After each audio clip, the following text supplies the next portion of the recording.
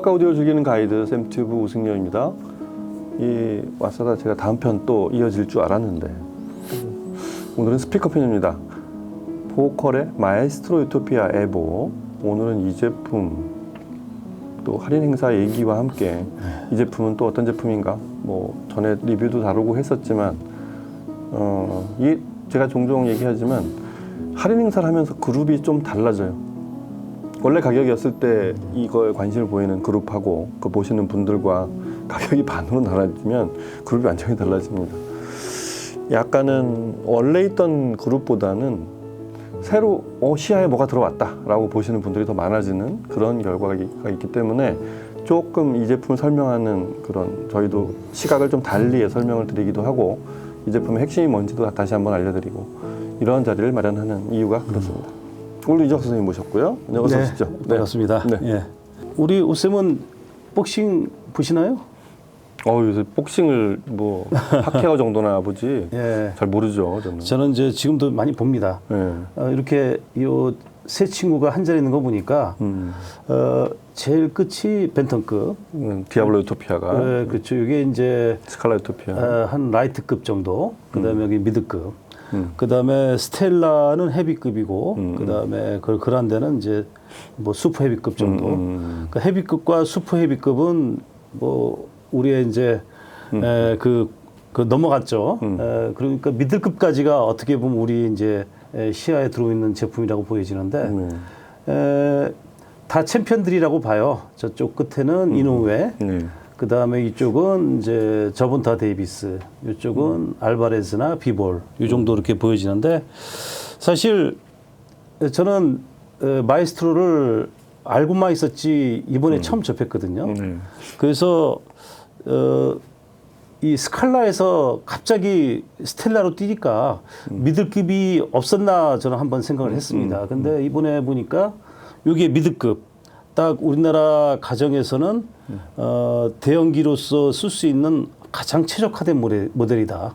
이렇게 판단이 됩니다. 예. 그래서 미드급 챔피언이라고 감히 이렇게 볼 수 있는 그런 제품 같아요. 그 포컬 유토피아 시리즈를 잠깐 정리해서 알려드리자면 그 등급을 크게 두 그룹으로 나눌 수 있어요. 총 5개 모델이 있는데 위에 그란데 유토피아랑 그 바로 밑에 스텔라 유토피아는 미드레인지가 위아래 트윈으로 들어갑니다. 트위터를 중앙에 놓고 그러고 이제 아래쪽에 베이스가 배열되는 그게 2개냐 3개냐에 따라서 이제 제일 위에 그란데 유토피아가 있고 바로 스텔라 유토피아가 있는 거고 그 아래 제품들은 미드레인지가 위에 하나 있어요. 트위터 위에. 그리고 아래쪽에 우퍼를 배열하는 그래서 이제 보통 3바디 그다음에 디아블로 유토피아 이제 투바디로 돼 있는 이렇게 돼 있고 위로 올라가면은 4바디, 5바디 이렇게 바디가 점점 늘어나는 그 상위 두 제품이 있는 그렇게 구성이 되어 있는 게 유토피아 시리즈입니다. 또 일렉트로 마그네틱도 이제 상위 2기종만 들어가 있죠. 거기는 뭐 그 외의 특징들은 훨씬 많이 있고요. 일단 조정 포인트도 많고 크게 일단 외관에서 보자면 그렇게 구분된다는 얘기죠. 그래서 아마 요 정도 제품이 우리 가정에서 대형기로서 또 사용법도 비교적 그 상급기에 비해서 좀 간단하고 그다음에 일반적인 앰프로 구동할 수 있다는 점에서 상당히 그 인상적인 그러니까 요 스칼라도 참 좋은데 스칼라보다 조금만 좀 더 저역이나 스케일이 큰 제품이 있었으면 좋겠다. 그런 분들이라면 요 마에스트로 저도 이번에 처음 접해보고 깜짝 놀랐어요. 이 제품 정도가 가장 그 합리적인 선택이 되지 않겠는가 그런 생각을 했습니다. 옆에 보면 스칼라 유토피아에 우퍼 하나를 더 붙인 형태로 되어 있는 것 같은데 규모가 훨씬 큽니다. 뭐 키도 좀 보시면 뚜렷하게 차이가 좀 나고요.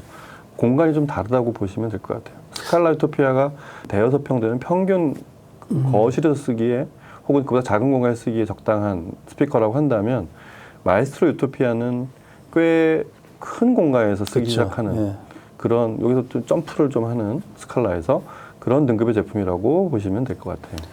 저희가 얼마 전에 포컬을 다녀왔잖아요. 네. 우리 오쌤은 어떻게 느꼈습니까? 포컬은 제가 본 회사 중에 뭐 앰프랑 스피커 회사를 통틀어서 가장 큰 규모의 회사였고 굉장히 뭐라고 그럴까요? 조직이 잘 돼 있는 이런 물리적인 생산 라인의 조직과 이쪽 그 전체 경영에 대한 조직이 제가 아는 외국계 회사의 어떤 전형 같은 굉장히 잘 짜여져 있는 조직이라는 생각이 들었고요. 생산 라인을 보면서 느낀 거는 뭐 저희가 이제 따로 이제 포칼 예. 편에서 샘튜브에서 정리를 한번 해드리겠지만 기본적으로 제조를 굉장히 오래 해온 회사답게 그렇죠. 단순히 그냥 이 생산량, 아주 효율을 따지는 어떤 그런 생산 라인의 어떤 그런 진화된 모습이라고 보기보다는 이런 거죠. 손으로 하는 작업과 대량 생산을 하는 작업을 두 개를 묘하게 결합시켜서 한 사람이서 쭉 이렇게 밀고 나간다는 거죠. 그렇죠. 그래서 자동화로 할 것과 수동으로 할 거를 짠 게 그 다음 단계로 다음 사람으로 넘어가는. 근데 그 손으로 하는 작업은 대단히 숙련된 사람들이 작업을 그쵸. 해야만 하는. 예. 타사하고 굉장히 차별화가 많이 돼 있는 그런 회사였습니다. 그러니까 표준적인 그런 프로토콜이나 그런 이제 어떤 이제 스탠다드 그건 가지고 있으면서도 그 장인이 하나하나 이렇게 손으로 만지는 그런 어떤 그 공예품 같은 느낌 그것도 같이 가지고 있고 여기 보면 이제 센터캡 있잖아요. 요거는 정확하게 그 규격에 맞아야 되기 때문에 센터캡 붙이는 것만은 이제 기계에 힘을 빌고 이런 식으로 해서 사실 그 사람의 그 장인의 손길과 어떤 기계와 이런 것을 통해서 어느 정도 대량 생산을 할 수 있다는 그런 장점. 3교대로 드라이버 같은 경우는 운영이 되더라고요. 그래서 보통은 이제 2교대만 하는데 만일에 주문이 밀리면은 이제 3교대 풀로 돌리는 그런 방식으로 해가지고 한 달에 드라이버를 많이 생산하게 될 경우는 약 5만 개까지 만들 수 있다고 하니까 사실 포칼은 우리가 하는 그 홈 빼고도 또 스튜디오라든가 PA라든가 카 정말 다양한 데 쓰이잖아요. 그래서 그 드라이버 생산 기반이 워낙 탄탄하고 거기에 대한 연구가 잘 됐기 때문에 사실 그 정도 기반으로 해서 제품을 만들다면 남들보다는 훨씬 좋은 조건에서 시작을 한다 이렇게 볼 수 있겠습니다. 예. 뭐 저희가 생활의 달인 같은 프로에서도 보지만 살짝 이렇게 본드를 이렇게 손으로 사람이 짠단 말이에요. 그렇죠. 그 양이 잘 보지는 않았지만 아마 0.1mg도 틀리지 않는 그런 분이 하루 종일 작업을 한다 이런 거. 그런 것들이 이 똑같이 동작하는 스피커마다 오차가 거의 적은 이런 스피커를 만들어내는데 아주 중요한. 그리고 거기에 이제 실험과 데이터로 체크하고 컴퓨터로 측정해내는 그런 기술들이 이제 같이 합쳐져서 예. 완제품이 나오는 그리고 또 귀로 들어 최종적으로 완성시키는 그쵸. 그런 시스템이라는 그런 게 잘 돼 있는 회사라는 걸 느꼈어요. 그 여담이지만 옛날에 70년대 저희가 한참 공장들 많이 돌릴 때 성냥 공장이 있었는데 성냥갑에 일정하게 성냥을 넣어야 되잖아요. 그걸 손으로 다 넣었는데 개수가 똑같더랍니다. 네, 그렇죠. 역시 달인들이 중요하게 그렇죠. 그런 거죠. 예.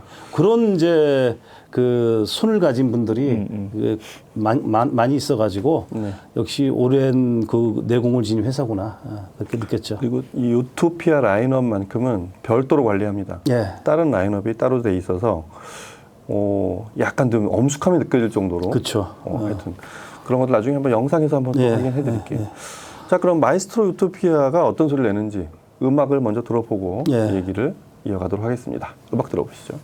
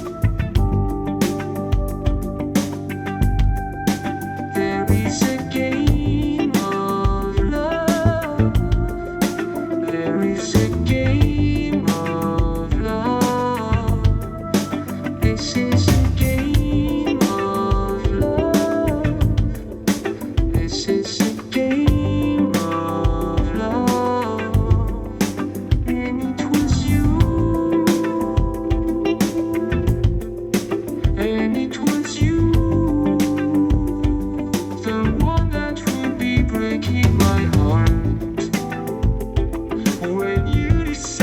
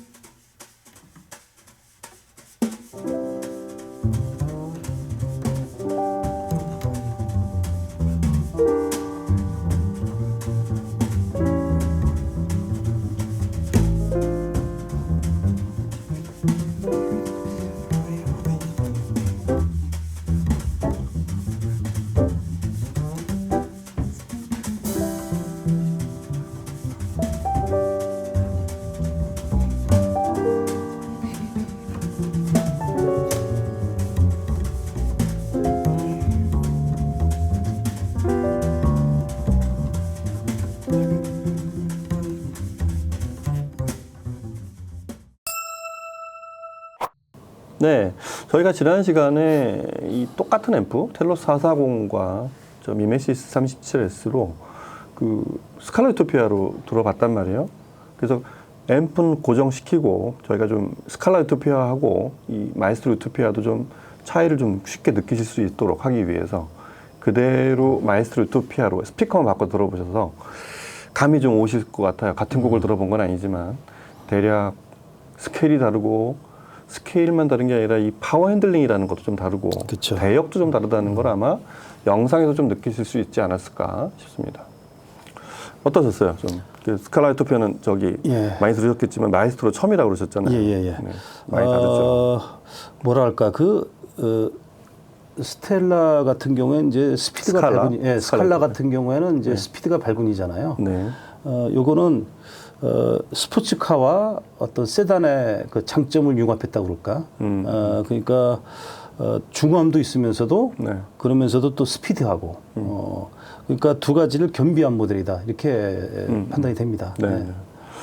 이 구조를 보면 위에 트위터하고 미드레인지는 스칼라 유토피아하고 똑같아요. 예. 6.5인치 미드레인지, NIC가 달린 미드레인지, 그 다음에 저 지진이 나도 진동에 견딜 수 있게 만든 그런 설리가 들어가 있는 미드레인지고, 트위터는 IAL2 베릴륨. 그렇죠.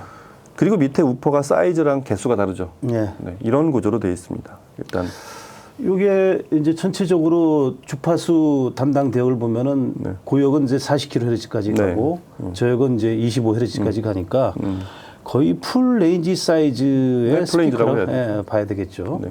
그리고 이제 가운데 여기 트위터 같은 경우에는 이제 IAL 방식이라고 해가지고 인피니트 어쿠스틱 로딩해서 이게 트위터에서 나오는 그 전면파 말고 후면파 있잖아요. 후면파의 에너지를 뒤로 분산시키면서 요게 사실 2.2kHz부터 40kHz까지 담당하기 때문에 여기서 발생하는 공진 포인트를 낮춥니다.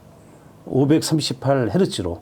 그러니까 어떤 제품이든지 간에 어떤 소재든지 간에 공진은 발생하는데 요는 그 가청 주파수 대역 밖으로 이 같은 경우에는 이제 이 트위터가 커버하는 범위 밖으로 밀어내는 방식인 거죠. 그래서 여기서 발생하는 공진은 우리가 듣지 않게 그런 것이 이제 아주 효과적인 기술로 쓰여 있습니다. 네, 예. 일단 IAL2 그러면 버전이 업된 거지만 IAL에서 베릴륨이라는 소자의 특성이 전도성이 굉장히 뛰어나고 열을 발산하기에 가장 좋은 다이아몬드에 맞먹는 정도의 그런 그쵸. 물성을 갖고 있기 때문에 떨리는 힘이 굉장히 에너지가 강합니다. 그렇죠. 그걸 뒤를 아주 뭐 무한 배풀 원리라고 해서 뒤로 길게 하면 더 유리하겠지만 예. 이 구간 내에서 점점 소멸시키는 그런 방식이라고 보시면 쉽게 이해가 될 거예요. 예, 528Hz로 이렇게 내린다 보니까 미드 레인지 정도의 그 대역으로 이제 이렇게 밀어내는 거죠. 이 안에도 다 그런 기술이 이제 똑같이 들어가 있죠. 네. 그리고 여기 보면 이제 그 미드레인지 같은 경우는 이게 이제 TMD 방식인데 튠드 그 메스 댐퍼라고 하죠. 그래서 지진에 견디는 그 구조물에 들어간 원리랑 똑같은 거예요. 그렇죠. 그러니까 요 미드레인지 진동판이 움직일 때 이게 출렁출렁하는 것을 방지하는 거죠. 그래서 여기서 잡아주면서도 또 일부 흡수하고. 근데 요 서라운드를 개발하는데도 많은 시간을 투입했다고 그래요. 그 다음에 우퍼는 좀 특이한 것 같아요. 네. 좀 형태가 다르죠? 거의 비슷해 보이는데요. 네. 일단 구경도 똑같고. 예. 근데 위에는 W 콘이고 밑에는 좀 다르죠. MDS라고 하죠. 예. 그래서 이게 굳이 이렇게 주파수 대역이 다르게 가지는 않았지만은 조금 더 그 저역을 그 효과적으로 컨트롤하는 방식이라서 이건 다른 제품들하고는 다른 방식의 우퍼 구성인 것 같아요. 네. 그리고 W 콘이란 게 이제 일종의 복합 소재인데 사실 포칼에서 요 W 콘을 한 상당히 오래 전부터 시작을 했는데 요즘 나오는 스피커들 보면은 이 샌드위치 콘들이 상당히 많아졌어요. 네. 이것도 상당히 선진적인 발성을 만든 네. 제품이 아닌가 이렇게 보여집니다. 그 쉽게 말하면 미드레인지랑 이 우퍼는 W콘이라고 불러서 그 얇은 방막 플라스틱 사이에 플라스틱도 배합을 포컬 고유의 방식으로 하지만 그 사이에 요만한 그 허니콤 구조로 되어 있는 그런 좀 얇은 물질을 섞어서 이런 거죠. 두께는 두꺼워야 되는데 전체 무게는 가벼워야 되니까 그렇게 해서 만든 게 샌드위치라는 방식의 그런 발상이었는데 그거를 가장 잘 발전시킨 회사가 그 포컬 그렇죠. 이라고 할 수 있을 정도로 이 회사가 이제 그런 기술에서는 아주 특화되어 있는데 지금도 이 그래서 전부 이런 우퍼를 W콘이라고 부르는데 위에 건 일반 W콘이고 아래 건 MDS라고 그래서 마그네틱 댐핑이 좀 더 많이 들어가 있는 그래서 이 보이스 코일도 5cm인가 돼요. 굉장히 큰 보이스 코일을 써서 이쪽이 더 파워 핸들링이 많이 나오는 거로 저는 알고 있습니다. 하여튼 그런 게 좀 서로 좀 다른 같은 구경 11.5인치 구경에 그런 우퍼를 사용하고 있다는 것도 이 마에스트로만의 특징이라고 할 수 있겠습니다. 그러니까 파고들면은 좀 되게 복잡한 기술이 들어가 있으면서도 좀 나중에 보면 그 마무리가 잘 되어 있는 그런 제품이라고 볼 수 있어요.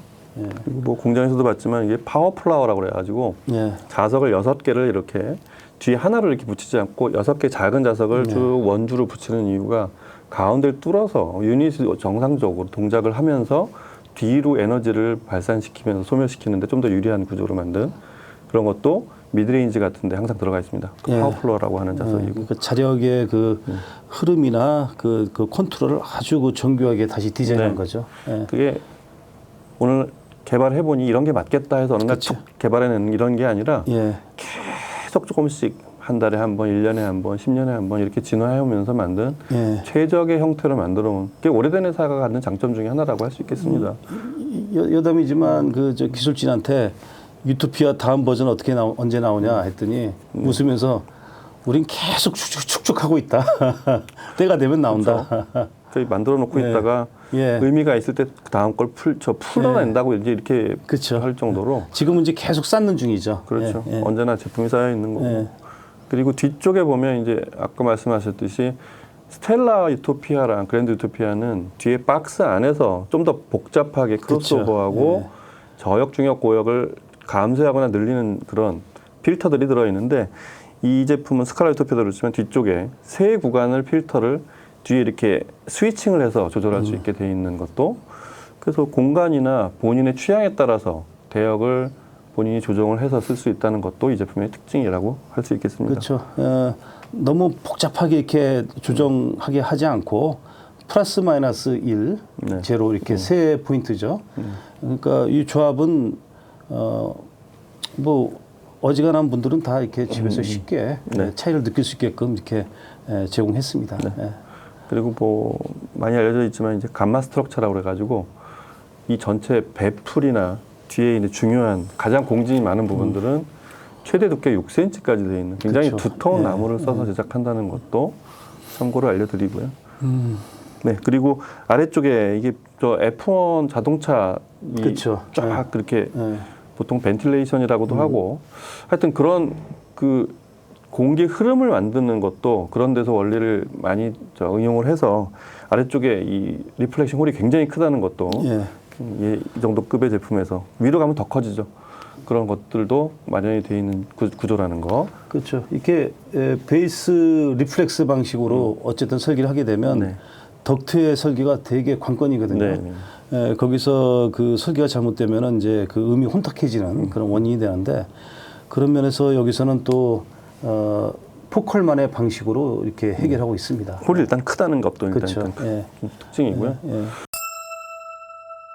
그래서 음악을 들어보면 저희 좀 버라이어티한 게 좀 있고 스케일은 스칼라보다 확실히 크다는 것도 잘 나타나는데 저희 그 게임 오브 러브 같은 이런 다프트 펑크의 곡을 들어보면 저는 그런 곡들이 보컬이 제일 잘하는 영역 중에 하나라고 생각이 돼요. 음이 끊이지 않고 계속 이렇게 일렉트로니카 같은 곡이 쭉 연결이 되는 부분들 그러면서 쭉 이렇게 정형화돼 있지 않은 쭉 늘어났다가 같이 마치 아메바처럼 늘어났다가 줄었다 수시로 이렇게 변하는 그런 베이스음을 정말 멋지게 따라갑니다. 아주 촘촘한 구간을 늦춰지거나 순간 어느 데에서 갑자기 공진이 순간적으로 생긴다거나 이런 거 없이 그런 걸 재생을 잘하면 다프트 펑크의 곡은 정말 멋있습니다.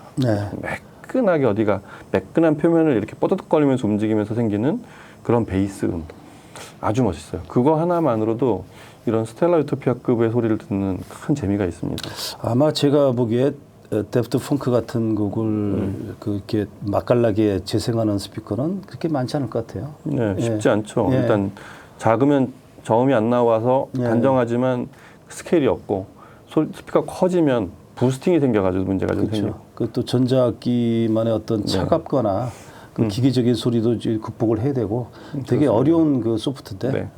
근데 25Hz까지 내려가는 대역 표현을 아주 멋지게 하는 장면들은 예를 들면 두 번째 들어봤던 저희 그 바렌보임이 이제 요요마 아네조피부터 그렇죠. 이거 바렌보임이 직접 피아노까지 치는 이 3중 트리플 콘체르토 3악장인데 그 곡에 보면 피아노가 제일 낮은 음이 나오기 시작합니다. 그러면서 요요마하고 저 아네조피부터가 이 3악장 중에 제일 빠른 패시지로 쫙 가는 게 있는데 그 대비가 그게 좀 베이스에 묻히거나 아니면 빠른 음만 들리고 그 현악기 음의 그 빠른 패시지만 들리고 피아노 소리는 뭉툭하게 들리는 경우가 상당히 많아요. 좋은 스피커 중에도 많은데 두 개가 거의 대등하게 전 대역이 다 들리는 느낌 아주 좋습니다.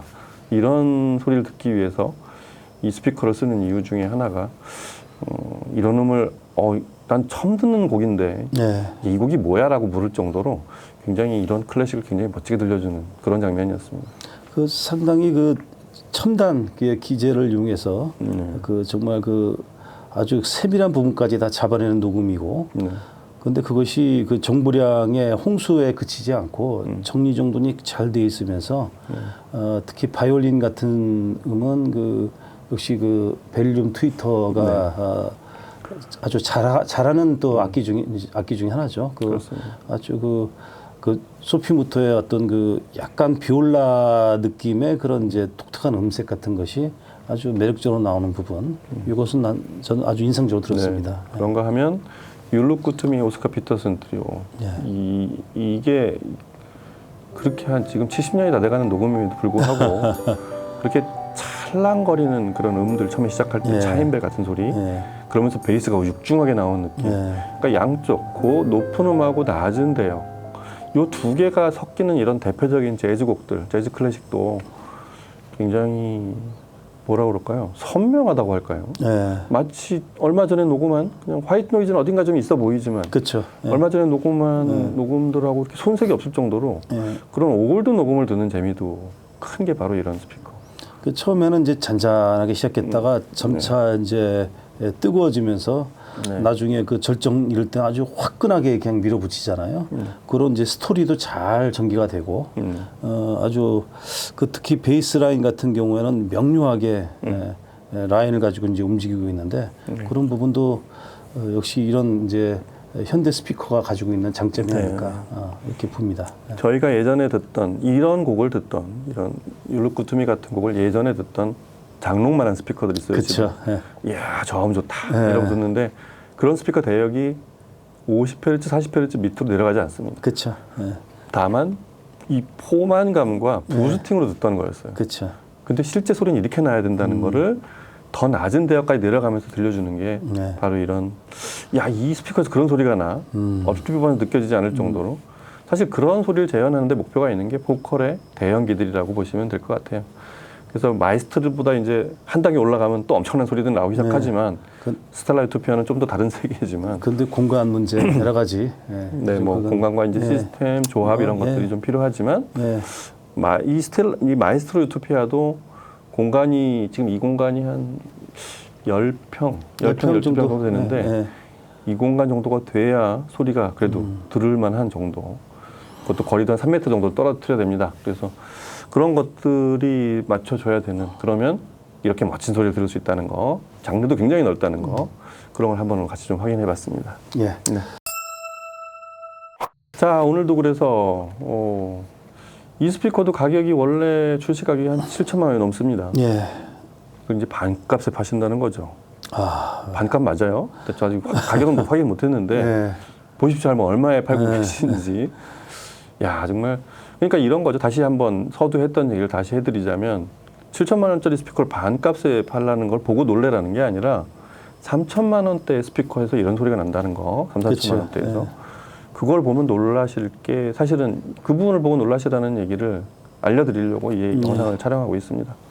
포컬의 또 가장 큰 장점은 그 감도라든가 구동이 상대적으로 쉽기 때문에 사실 그 포컬에서는 한 50와트 가지고도 움직일 수 있다 이렇게 네. 제안하고 있거든요. 물론 이제 600와트의 강력한 파워로 네. 밀 수도 있지만 50와트로도 충분하다 그런 걸 볼 때 그 앰프의 선정 범위가 다양하다는 거 이건 또 이런 고급 스피커에서는 볼 수 없는 네. 아주 큰 미덕이죠. 그렇죠. 이제 근데 대역이 넓고 네. 특히 베릴리움 IAL2 같은 트위터를 그렇죠. 잘 드라이브 하려면 50와트짜리 앰프를 아무거나 사면 되는 건 아니에요. 그런 그쵸. 얘기는 아니고 출력이 높지 않다. 이게 네. 능률이 93데시벨 막 이렇게 96데시벨 이렇게 높기 때문에 능률이 높다는 의미지 그거 좀 이해를 잘못하시면 큰일 나는데 이 전원부도 굉장히 좋아야 되고요. 그렇죠. 음의 미세한 움직임에 바로 동작할 수 있는 앰프가 필요한 거예요. 네. 가격이 높든 낮든 그런 앰프를 준비하시면 마이스트로 유토피아를 사용할 수 있다는 거 그런 것도 좀 참고로 알려드립니다. 자, 오늘은 이래서 또 와사다에서 드디어 이제 포컬도 마이스트로까지 왔습니다. 마이스트로 유토피아까지 정확히 말하면 마이스트로 유토피아의 세 번째 버전인 에보 이 제품도 이런 할인을 하고 있다는 걸 오늘 알려드리고 또 오늘 여기서 또 마치도록 하겠습니다. 오늘도 윤 선생님 나와주셔서 감사하고 네. 다음 시간에 또 뵙도록 하겠습니다. 네, 감사합니다. 알림과 구독 설정, 좋아요 꼭 잊지 마십시오. 감사합니다.